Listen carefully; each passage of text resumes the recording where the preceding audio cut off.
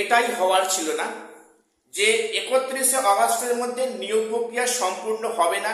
এটা আমি অনেক আগে থেকেই বলেছিলাম, কারণ 31শে ডিসেম্বর যে ডেডলাইন দিয়েছিল সুপ্রিম কোর্ট, তারপর থেকে আবার যে 8 মাস ডেট এক্সটেন্ড হলো, অর্থাৎ 31শে আগস্টের মধ্যে নিয়োগ প্রক্রিয়া সম্পূর্ণ করতে হবে, এটা যে অর্ডার করলো সুপ্রিম কোর্ট, তারপর থেকে কমিশন যেভাবে যে গতিতে আগাচ্ছে, এটা একটা স্বাভাবিক বিষয় যে এই প্রক্রিয়া 31শে আগস্টের মধ্যে সম্পন্ন হবে না, হওয়ার কোনো চান্সই নেই।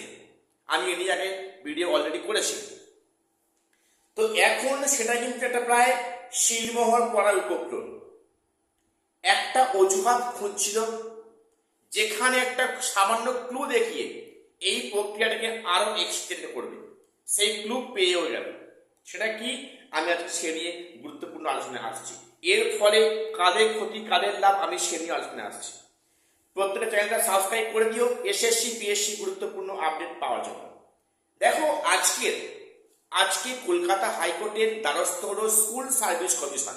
কি আবদার নিয়ে, যে এটা ঠিক আবদার বলা যাবে না, সেখানকার বক্তব্য যে ভোটের কাজে ইলেকশন কমিশন বেশ কিছু আধিকারিককে ভোটের কাজে নিয়োগ করেছে।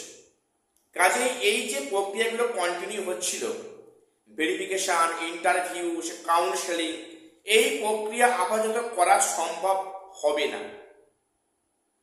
হবে না। আসলে বিষয়টা কি, স্কুল সার্ভিস কমিশনে 35 জন আধিকারিক আছেন যারা এই সমস্ত প্রক্রিয়াগুলোকে কন্ট্রোল করে, কাউন্সেলিং, ভেরিফিকেশন, ইন্টারভিউ, যাবতীয় কাজ করে।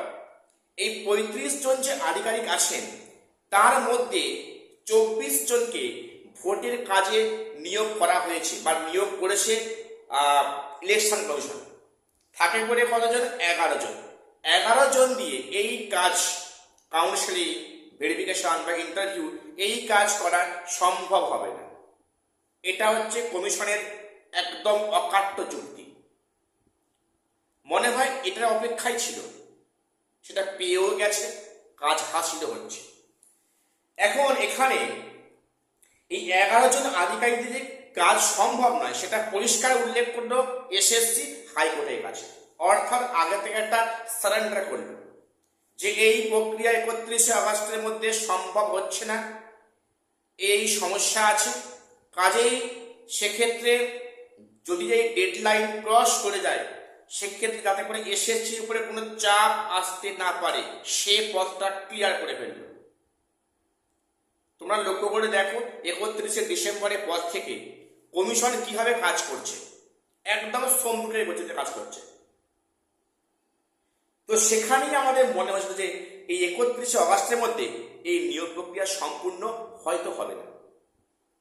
সেখানে বিভিন্ন অজুহাত ভোটের সেখানে একটা এফেক্ট ফেলবে, সত্যি এখানে ফেলেওছে। অর্থাৎ কমিশন কিন্তু এখন পুরো হাত পা ঝেড়ে ফেলল যে 31শে আগস্টের মধ্যে এই নিয়োগ প্রক্রিয়া করা সম্ভব করা হয়তো হবে না।